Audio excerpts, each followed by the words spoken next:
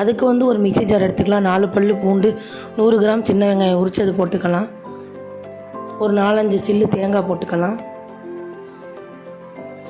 100 gram பொட்டுக்கடலை போட்டுக்கலாங்க. இது வந்து பணியாரமாகவும் ஊற்றிக்கலாம், நம்ம இருந்துட்டு தோசை மாதிரியும் ஊற்றிக்கலாம். ஒரு காஞ்ச மிளகாய், 1/4 ஸ்பூன் ஜீரகம், 1/4 ஸ்பூன் சோம்பு போட்டுக்கலாம். லைட்டாக கிரைண்ட் பண்ணி எடுத்துக்கலாம். 1/4 ஸ்பூன் மஞ்சத்தூள், கரம் மசாலா தூள் 1/4 ஸ்பூன் போட்டுக்கலாம். 1 ஸ்பூன் இஞ்சி பூண்டு பேஸ்ட்டு, கொஞ்சம் தண்ணி ஊற்றி திருப்பி பேக் சைடு திருப்பி எடுத்துக்கலாம் மிக்சியில். இப்போ கொஞ்சம் உப்பு போட்டுக்கலாம். இப்போ திருப்பி தண்ணி கொஞ்சம் லைட்டாக ஊற்றி அரைச்சி எடுத்துக்கலாம். இப்போ ஒரு 5 முட்டை அந்த மிக்ஸி ஜார்லேயே ஊற்றிக்கலாம். இதை அரைச்சி ஒரு பாத்திரத்தில் மாற்றிக்கலாம். இப்போ பணியார சட்டி ஹீட் ஆகிடுச்சு. எண்ணெய் ஊற்றி நம்ம இந்த மாவு ஊற்றிக்கலாங்க. இது ஒட்டவே ஒட்டாது, நல்லாயிருக்கும். இது வந்து நம்ம வெறும் இதாகவும் சாப்பிட்லாம், ஸ்நாக்ஸ் மாதிரி. சப்போஸ் வந்து நம்ம வந்து பருப்பு உருண்டை குழம்பு